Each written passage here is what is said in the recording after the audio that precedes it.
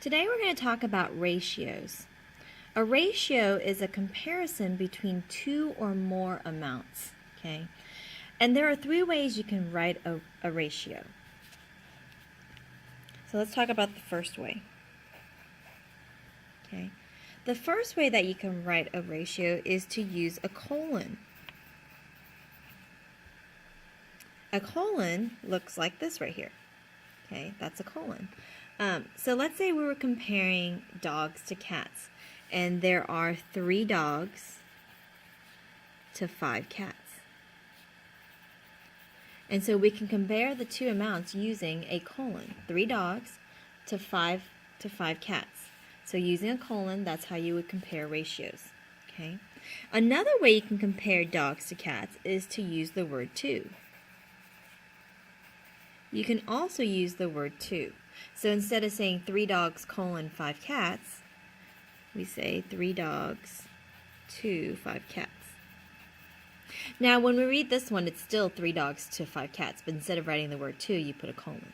Here we actually use the word 2. The third way to write a ratio, which is the most common way, most of the time I'll tell you to write it in this form, is to write it like a fraction.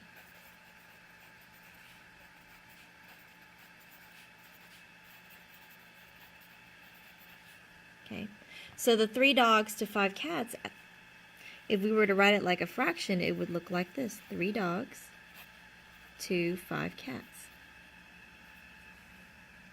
Okay, so that would look like a fraction. All right. Now, just because a ratio looks like a fraction does not mean it's actually a fraction. Remember, fractions compare parts to the whole amount, the total, right?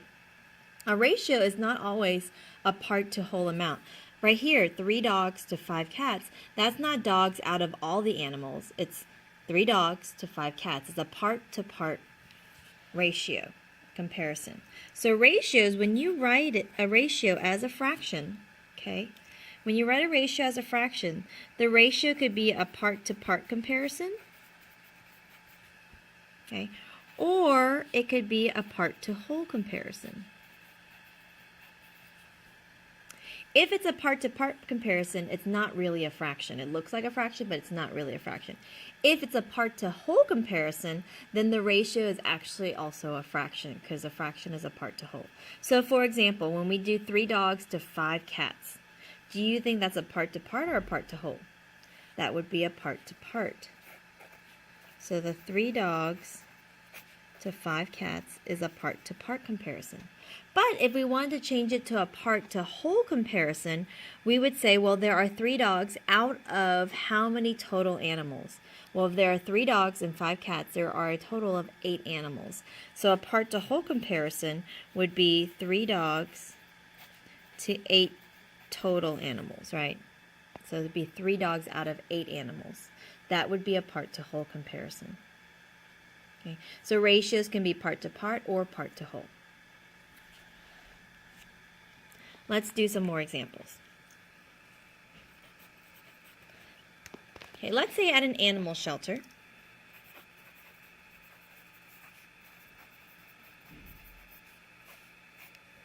okay, there are 15 dogs, 25 cats, and 10 bunnies. And yes, they do have bunnies at the animal shelter. So 15 dogs, 25 cats, and 10 bunnies. Okay? So let's say I want you to write the ratio for cats to bunnies.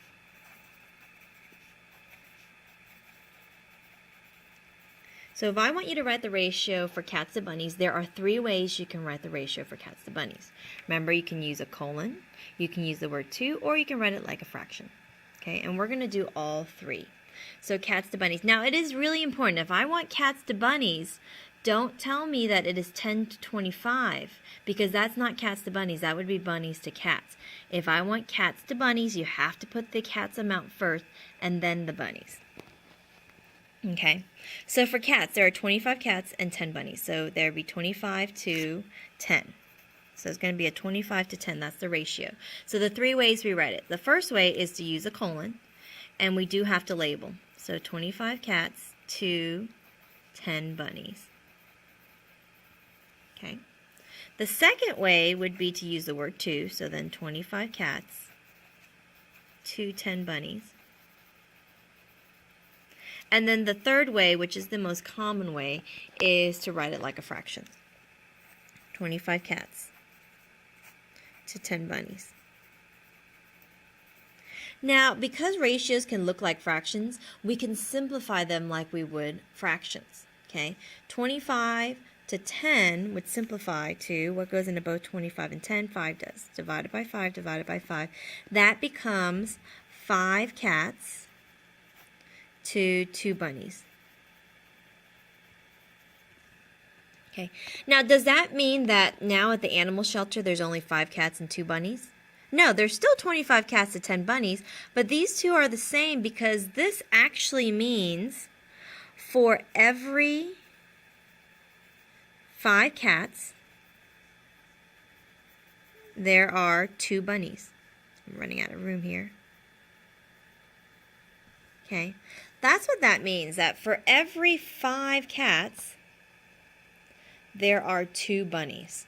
So if I have a group of 5 cats, that would be 2 bunnies. Another group of 5 cats would be another 2 bunnies.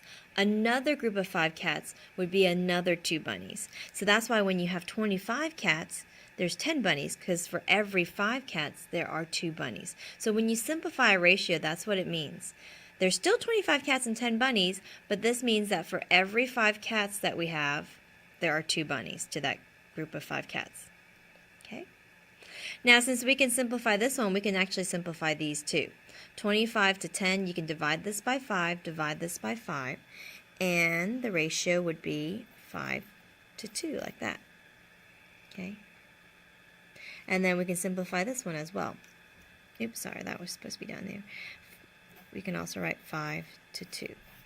I didn't label these since it's already labeled here. And let me move this one down here.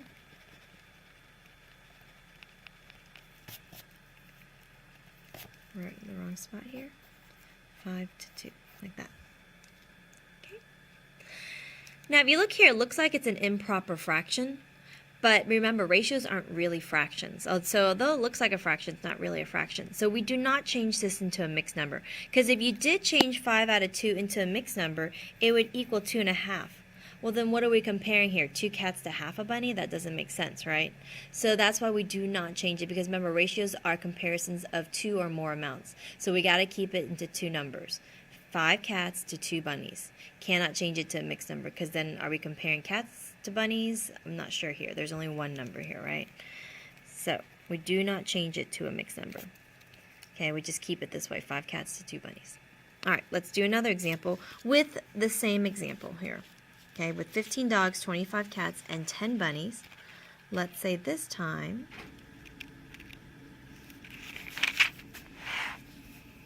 we are going to compare dogs to cats. So I want to know the ratio of dogs to cats. Okay.